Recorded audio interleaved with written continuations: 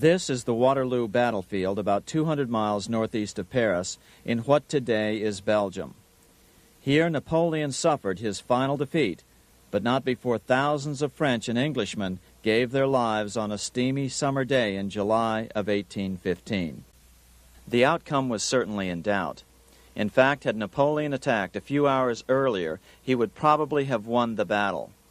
But no matter who won or lost, back in London, Nathan Rothschild planned to use the opportunity to try to seize control over the British stock and bond market and possibly even the Bank of England. Rothschild stationed a trusted agent, a man named Rothworth, on the north side of the battlefield, closer to the English Channel. Once the battle had been decided, Rothworth took off for the Channel. He delivered the news to Nathan Rothschild a full 24 hours before Wellington's own courier.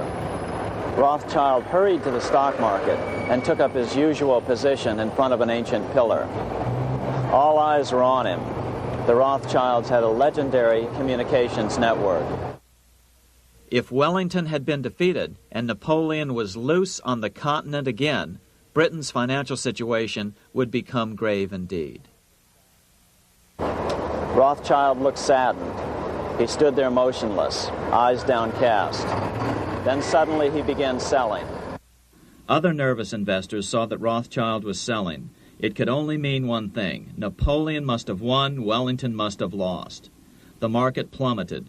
Soon everyone was selling their consols, their British government bonds, and prices dropped sharply.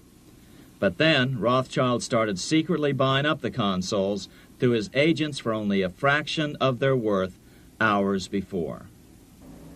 Myths, legends, you say?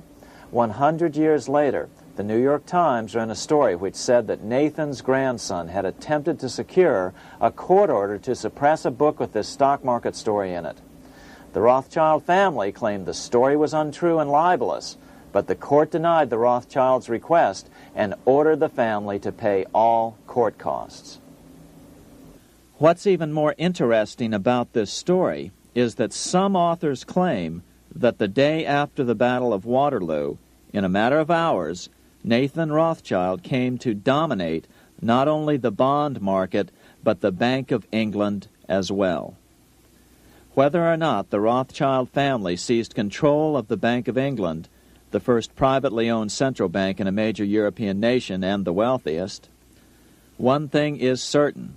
By the mid-1800s, the Rothschilds were the richest family in the world, bar none.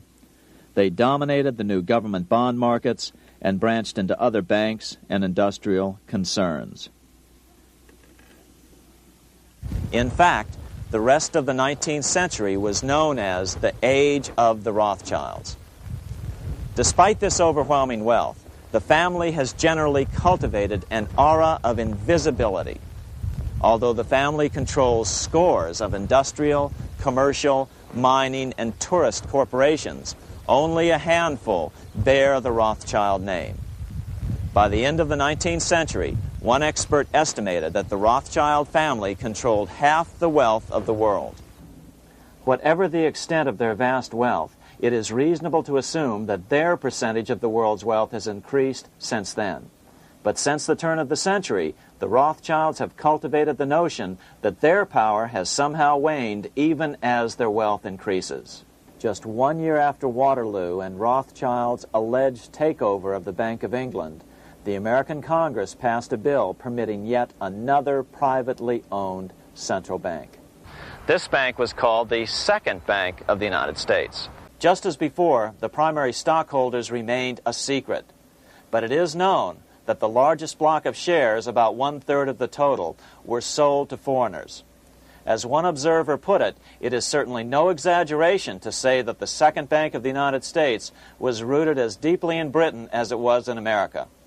So, by 1816, some authors claim the Rothschilds had taken control over the Bank of England and backed a new, privately owned central bank in America as well.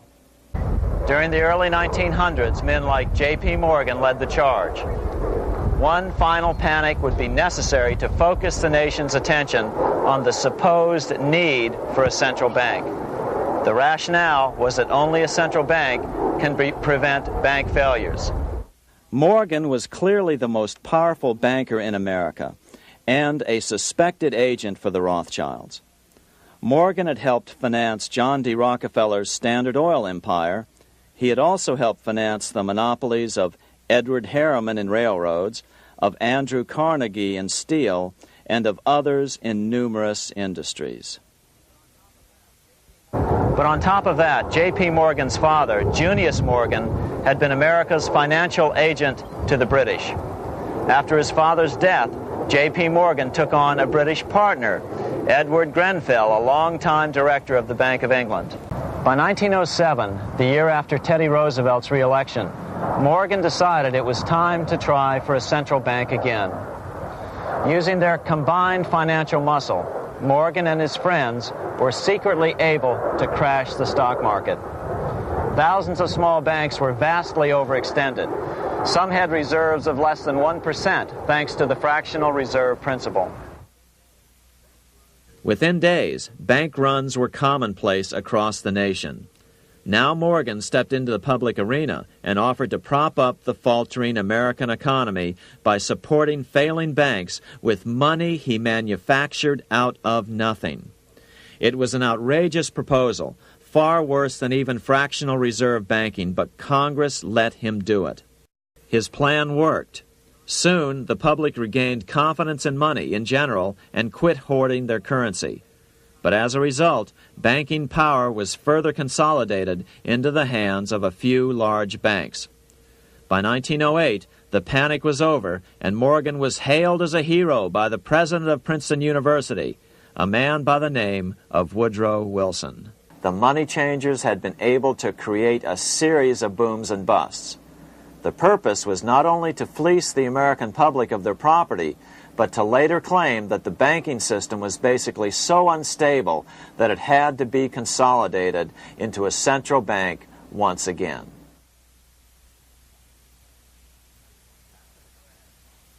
After the crash, Teddy Roosevelt, in response to the panic of 1907, signed into law a bill creating something called the National Monetary Commission. Of course, the commission was packed with Morgan's friends and cronies.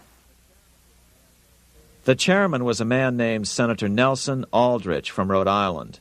Aldrich represented the Newport, Rhode Island homes of America's richest banking families.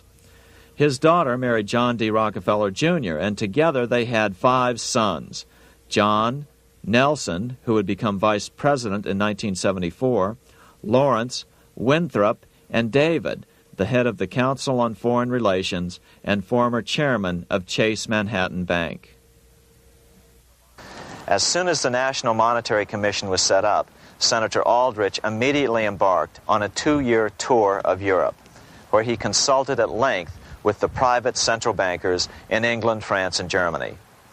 The total cost of his trip alone to the taxpayers was $300,000, an astronomical sum in those days.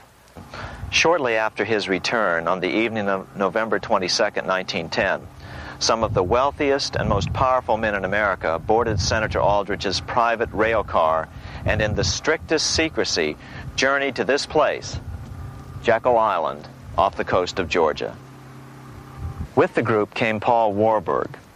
Warburg had been given a $500,000 per year salary to lobby for the passage of a privately owned central bank in America by the investment firm Kuhn, Loeb & Company. Warburg's partner in this firm was a man named Jacob Schiff, the grandson of the man who shared the Greenshield house with the Rothschild family in Frankfurt. Schiff, as we'll find out later, was in the process of spending $20 million to finance the overthrow of the Tsar in Russia. These 3 European banking families, the Rothschilds, the Warburgs, and the Schiffs, were interconnected by marriage down through the years, just as their American banking counterparts, the Morgans, Rockefellers, and Aldriches, were.